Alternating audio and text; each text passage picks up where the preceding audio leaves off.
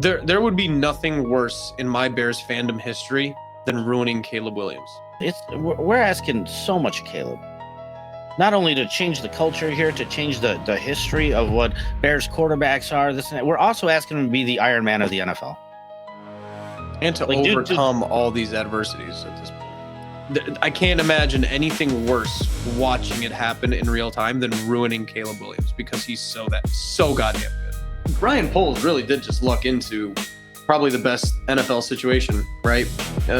Like we've been talking about, if the Panthers were just a little bit better and you picked 6th and 9th or 7th and 9th, you're just not as much. Like, you still probably come out with, who would it have been? JJ McCarthy, and right, you're probably still taking a quarterback. You're still probably taking JJ McCarthy, and you're probably taking Rome Odunze, and you're still excited and you're still hyped up and everything, but you got the number one bar none prospect in this year's draft, and you get to walk out of that. So the hype off season is now beginning, and you, no matter what, like even if Caleb Williams doesn't end up being the best quarterback in this class, which is super possible, it's still super fun to speculate, and you should be a good team. But man, kind of need to be a little bit more consistent with your expectations as a fan base with Caleb Williams, because I feel like a lot of it's going to end up being contradictory.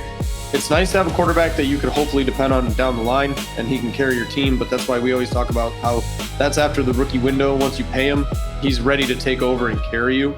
But it shouldn't be now. It shouldn't be like week 1. When you set your expectations realistically, you also give yourself a much more fair criticism and analysis of what you would actually set, right? Because if you say, oh, he should break 4,500 yards and 40 touchdowns. So if he throws for 35 and 30, that's a bad season because that was your expectation. No, if he throws for 3,500 yards and 25 touchdowns as a rookie, you have a solution on your hands. You have a guy going into his second year who now you can actually have that expectation, actually have hopes for playoffs and NFL record. I'm working on hope here at this point because I have no confidence in the actual structure of this to work out the way it's supposed to. So that's why I'm on hope. If you win, it won't matter. I know we like to say top down, but honestly, you get the guys at the bottom to execute, get the players on the field to play.